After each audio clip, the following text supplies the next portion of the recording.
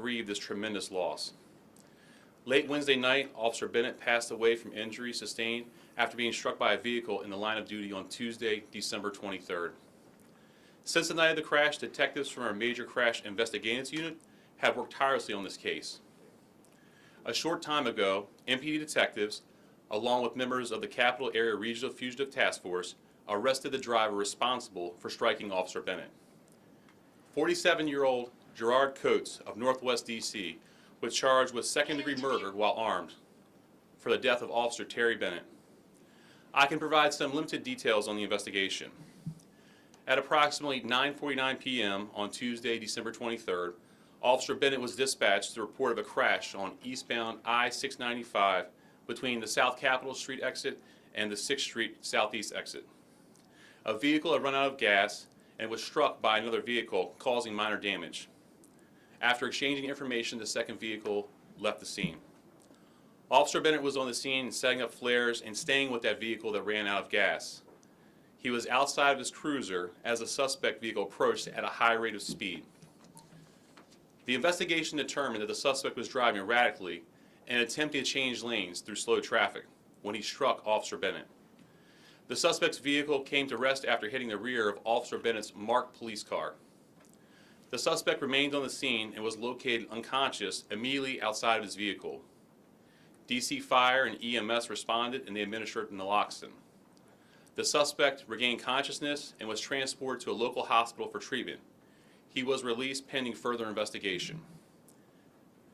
Yesterday, in consultation with their partners at the United States Attorney's Office, our detectives completed a DC Superior Court arrest warrant charging Coates with second-degree murder while armed a vehicle. I want to thank the members of the Major Crash Investigations Unit for their professionalism throughout this investigation. These cases are extremely difficult, and they're even more difficult when the victim is a member of the police department. While we're grateful the suspect will now face accountability, we recognize there's nothing we can do to bring back Officer Bennett. Our thoughts remain with Officer Bennett's family. He's survived by his wife, a 3-year-old son, his parents, family, and friends. I ask that everyone continue to keep his loved ones and the members of the Metropolitan Police Department in their thoughts in the days ahead. With that, I'll take some questions.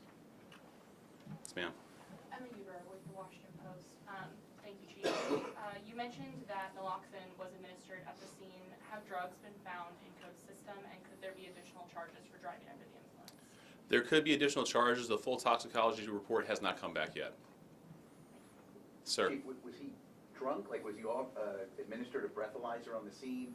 And why would you administer this? For what particular reason? He clearly was ejected from his car, it seems. Sure. So the information we don't have that he was actually ejected from the car. What we have, it appears initially, is he attempted to open the vehicle door, and then he kind of fell out of the car unconscious. What was the first part of your question? Was a blood alcohol test administered on the scene? So there was, obviously, when he went to the hospital, because he had injuries, he went to the hospital for treatment. They obtained samples from him there, which had to go for toxicology reports. They'll check for alcohol and any other sort of drugs that are in his system. The full report is still pending.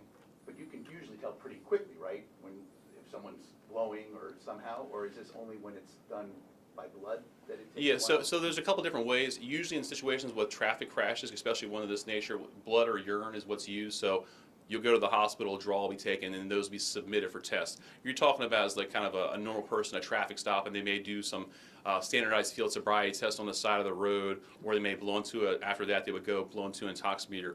That was not done in this case. He was at the hospital for treatment, so that's what necessitates the requirement of the toxicology reports to find out the exact things. So to the earlier question, there could be additional charges based on that. Chief, could you explain the charge a little bit more? Second-degree murder while armed. You're talking armed the vehicle, right? Not a gun. Exactly. The vehicle is the weapon. And how tough has this been? This is new in, your administration. How tough for the morale overall throughout the department for this tragic incident? I mean, anytime that a member of the police department is critically injured, obviously there's a toll on the entire department, his co-workers, the people that he works with, his family. But in this case, it's even more so. Officer Bennett was in the hospital for a very long period of time, and his friends and family and co-workers were at the hospital checking on him, praying for him, thinking of him. So also had the ability to have an even more closer relationship with his family members. So it definitely has a huge impact. I think that if you look at the escort that occurred yesterday from the hospital, you can really see just the amount of people that came out. Some people I'm sure didn't even know Officer Bennett, but just for the sacrifice that he and his family have given to the city. Yes, sir. I don't know if you're able to answer this, but commonly is naloxone used in cases of alcohol or just in cases of opioids when it comes to your training for your officers? Yeah, so in general, naloxone is used for opioids. It's not used for alcohol. Was that a determination made by the officers on the field or the first responders? Yes, so on the scene, DC Fire actually administered the naloxone because he was found unconscious. Obviously, depending on what you see there, some of the other things that we do know is there was marijuana inside the car. Obviously, it's not illegal to possess small amounts of marijuana, but that could play a role into had he recently smoked it. Those are things that we don't know. Those are things that the toxicology will provide us. So as the investigation continues, we'll find out more information on that. Does he have a criminal record? I do believe he has a criminal record. I don't have the specific details of that, though. Chief, has he said anything? Has he cooperated in any way and made any statements acknowledging his behavior on the road? So obviously the night that the crash happened, he was interviewed. He has been interviewed since then. The specific details of the conversation, obviously, I don't want to put out right now as the investigation does continue out there. But as he's presented, the arrest warrant will become public and get some more information about that as well. Is he employed by the district? He is. Yes, he is. Parks and Rec, is that what we understand? Yeah, DPR. That's correct. And is he also physically disabled in some way, did we hear, do we know?